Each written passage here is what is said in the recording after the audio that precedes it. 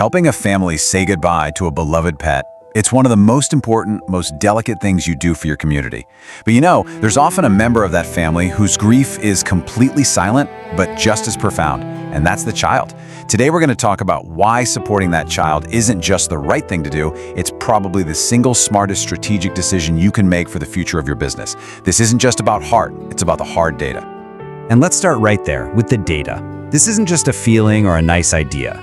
A huge study from Harvard and Mass General found a direct, measurable link between a child losing a pet and an increase in mental health challenges. So right away, we know we're talking about a real psychological event with very real consequences. And just how common is this? Well, get this. A staggering 63% of kids will go through the death of a pet in their first 7 years. For most of them, that's their very first time dealing with death. So we're not talking about some small niche market.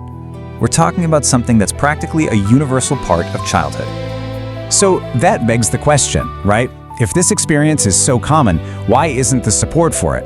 And that really gets to the heart of the problem. A child's grief is so often silent, overlooked, and frankly, dismissed. Psychologists actually have a name for this. It's called disenfranchised grief. It's what happens when a kid is hurting, really hurting, and the world around them just says, oh, it's just a pet, you'll get over it. Well, that doesn't help.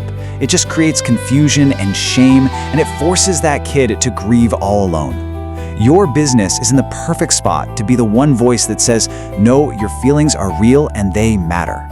And the stakes here, they're incredibly high. The research is totally clear. When this grief goes unsupported, it's linked to a higher risk of emotional and behavioral problems that can last for years. We're talking increased chances of depression, anxiety, and what's really fascinating is that this link is often even stronger in boys, who are so often taught to just bottle up these exact kinds of emotions. Now, what's so critical to understand is that a child's idea of death changes dramatically as they get older. A 4-year-old might think their dog is just on a long trip and will be back soon. They need something very different from a 10-year-old who gets that it's final. A one-size-fits-all approach just doesn't work. And that's where you come in, with specialized, age-appropriate help.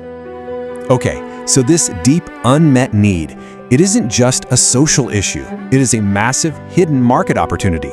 So let's pivot a little bit from the problem and look at the huge strategic potential this holds for your business. Take a look at the pet aftercare market right now. Yeah, cremation and memorial products are the lion's share, of course. But look at that tiny little sliver for child-focused support. 1%. In an industry worth billions, that 1% doesn't mean there's no need. Oh no, it means there is an enormous untapped opportunity for anyone who's willing to be the first to step up. And this chart really lays out the gap between what most businesses offer and what families truly need. They get an urn, sure, but they need to know how to talk to their 5-year-old about it. They get a standard keepsake, but what they're really desperate for are tools to help their kid process what happened. Bridging this gap, that's not just good service, that's your key strategic advantage. So let's get into the hard numbers and build this compassionate business case. And really, it's being driven by the biggest pet-owning generation out there today, millennials. First off, the global pet funeral market isn't just stable, it's booming. We're talking a projected annual growth rate of 9.1%. You are in a rapidly expanding industry, which means the big question is, where is all that new growth going to come from? It's going to come from right here. 76% of millennials are pet parents. And for this generation, pets aren't just animals, they are full-fledged family members. These are people who grew up with a focus on mental health, on emotional well-being, and they expect services that take care of the entire family's needs, especially their kids. And the financial side is just as compelling.